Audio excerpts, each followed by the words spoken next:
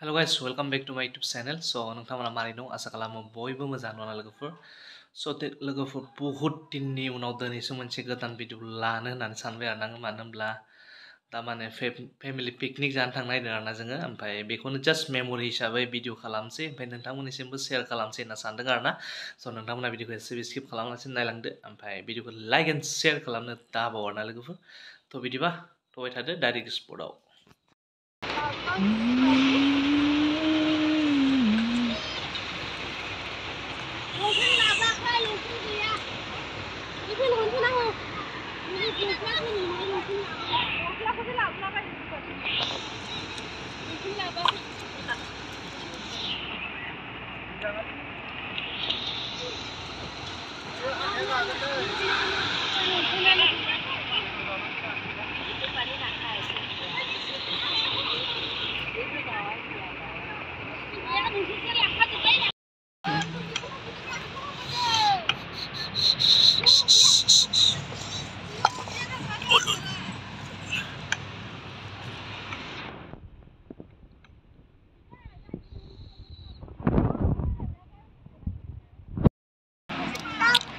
लोगोफोर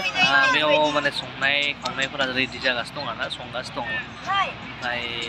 मोनबा जानायखौ दिन्थिनोसै नायलांबाय थाबानो जाबाय माने जास्ट जा फेमिलिल' आरो ओरैनो बोसोर जोबहांखाय फैबाय आरोना लोगोफोर ओमफ्राय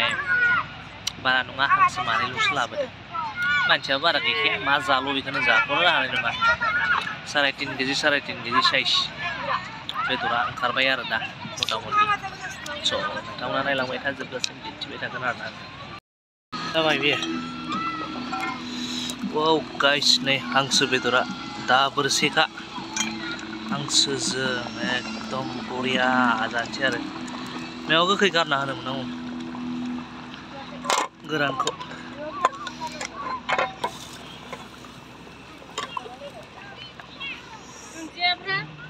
ओमफ्राय नैबे जाय दायो आथिं बिबु बिखा आमाय थिखुल खर' एवनो रेडि खालामबाय आरोना लोगोफोर ओमफ्राय नै नायनो हागोन नै बेबो एकदम दाबोरसेखा लोगोफोर मा जालु नायलांबाय थादो नै टेस्टि जानोसै नै मेजेमा नुदों नों एकदम गोमो गोमोलाय लोगोफोर नै वाव नायलांबाय थादो आरो लोगोफोर मोनसे खिथानो बावबावदोंसो आं नोंसोरनो नै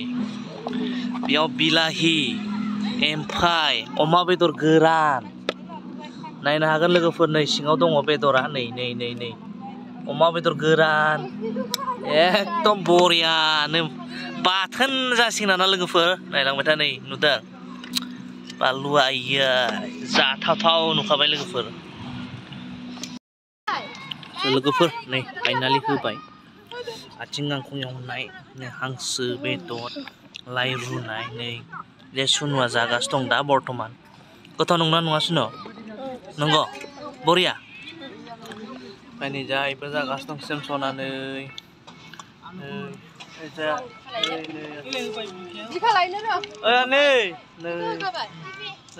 जागासिनो दङ लोगोफोर